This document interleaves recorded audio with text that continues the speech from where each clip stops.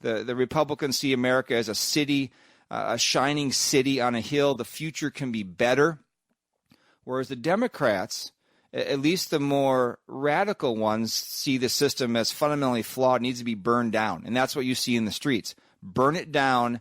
We need to work toward the ultimate hope for the world as a utopian Marxist vision. Remember, communism is always the end game for unregenerate man, because unregenerate man believes in the goodness of man and doesn't believe in God. So if man is inherently good, if we just get the right leaders who understand us, and we just put together the right system, which is always communism, we equally share in everything, this is going to be the kumbaya, the peaceful moment, the great promise for the future.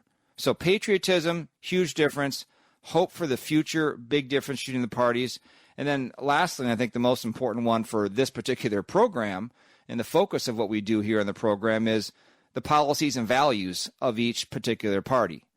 The Republican Party, I would say, has mainly Christian values. The policies they put forward are derived directly from a biblical worldview. You know, the biblical worldview doesn't get its values from political conservatism. It's the other way around.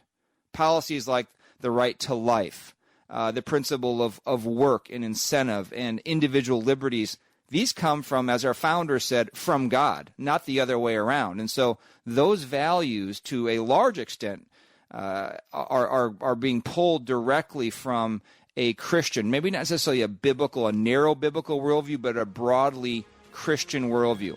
And so you heard speakers at the convention talking openly about God, their faith. You heard the name of Jesus Christ being mentioned. Now, this wasn't biblical Christianity, but it was a general Christian worldview being broadcast that the Republican Party is associating with.